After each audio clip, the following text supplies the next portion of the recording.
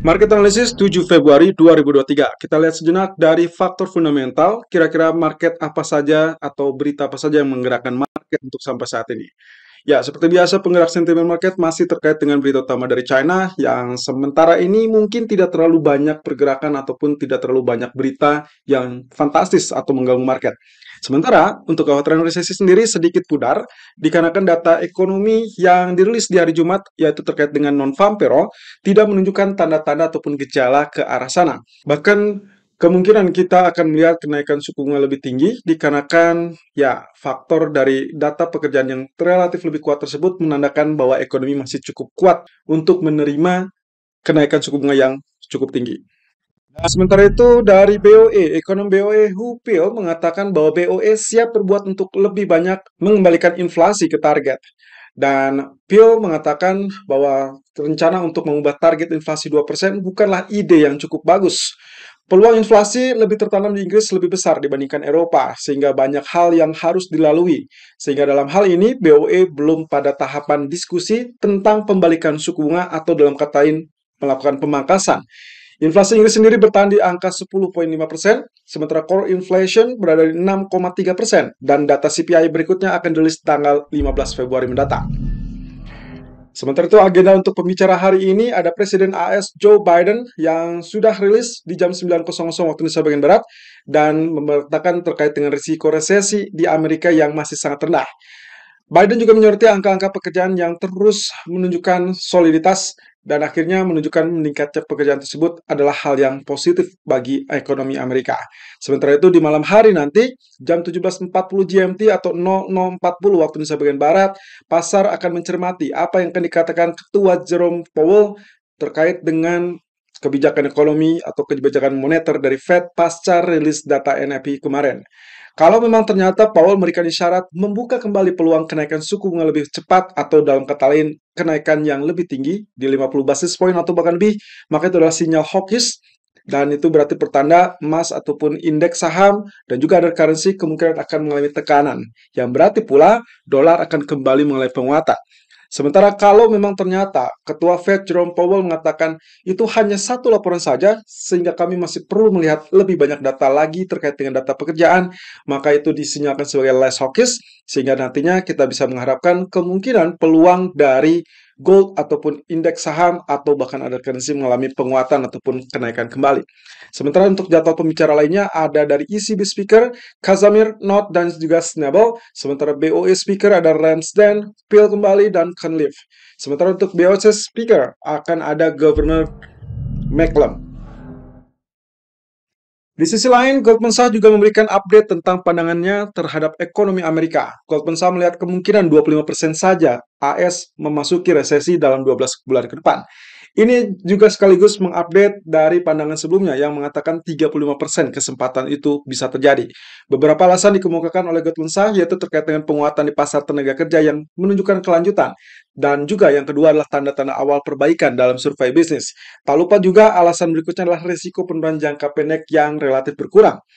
Reuters bahkan mencatat tingkat pengangguran mencapai level terendahnya dalam waktu 53 tahun terakhir. Kemudian di sisi lain Morgan Stanley mengingatkan terkait dengan agenda berikutnya. Mereka mengatakan bahwa NFP berikutnya bisa memicu kenaikan 50 basis point untuk FOMC bulan Maret. Itu dengan catatan jika melihat NFP berikutnya kembali dirilis di kisaran 500.000 atau bahkan lebih tinggi. Sebelumnya Morgan Stanley sendiri memperkirakan kenaikan hanya berada di kisaran 25 basis point untuk bulan Maret. Tapi setelah rilis data NFP yang cukup kuat, maka memicu kembali kekhawatiran bahwa Fed bisa saja kembali menaikkan suku bunganya secara agresif. Dan kembali dengan outlook dari US Treasury Yield dan juga US Dollar. Tentunya diawali dengan outlook 4 jam atau grafik H4 dari US Treasury Yield terlebih dulu. Kita kemarin sudah mengingatkan tentang peluang untuk kenaikan ya. Bahwasanya dia masih bisa berlanjut ke naik dikarenakan candlestick daily yang cukup mumpuni atau dalam hal ini mendukung kenaikan. Dan itu betul-betul terjadi dan sekarang kita mengamati areal resisten yang sampai saat ini sedang bertahan. Ya, 3,621%. Kita belum tahu apakah ini akan lanjutkan kenaikan tersebut sampai ke 3,795 atau justru kembali rejection dan kembali terkoreksi ke 3,5.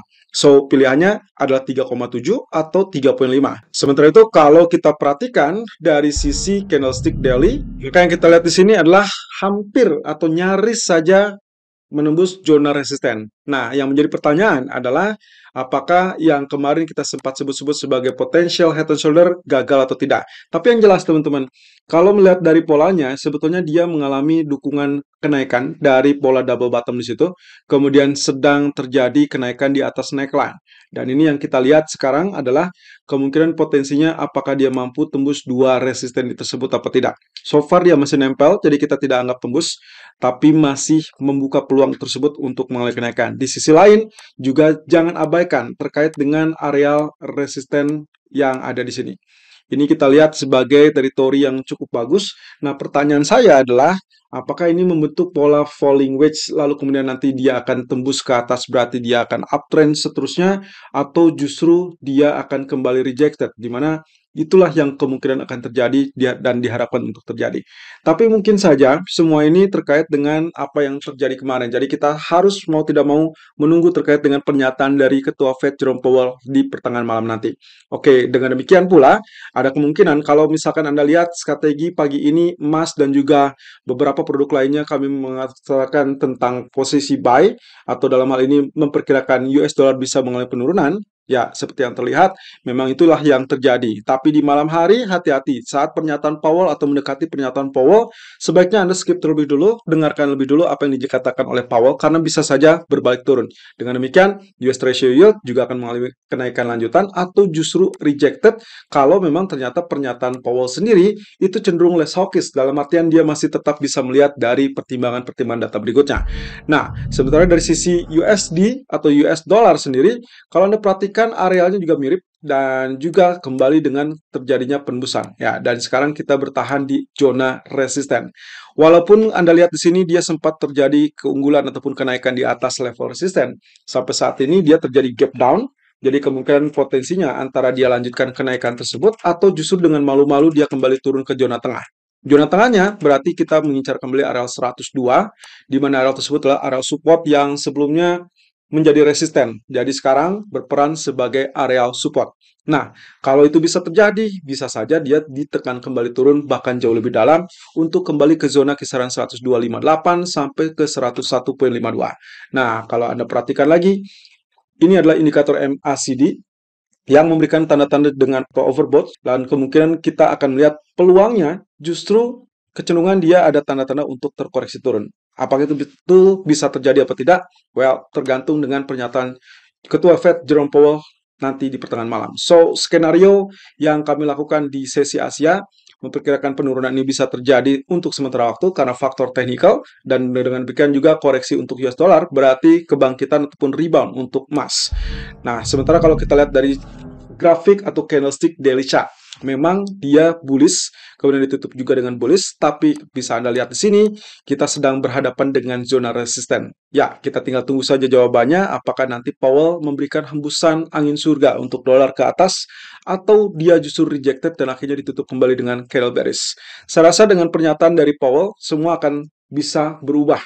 Kalau ternyata Powell masih mengindikasikan tetap terbuka dengan kenaikan yang lebih rendah atau laju kenaikan yang lebih pelan, maka kemungkinan kita masih bisa mendapatkan kenaikan untuk emas kembali bahkan di atas 1900. Walaupun saya tidak yakin bahwa dia bisa tembus langsung di atas 1950. Belum, masih cukup jauh karena kita masih tetap menunggu data inflasi di minggu depan dan juga FOMC berikutnya.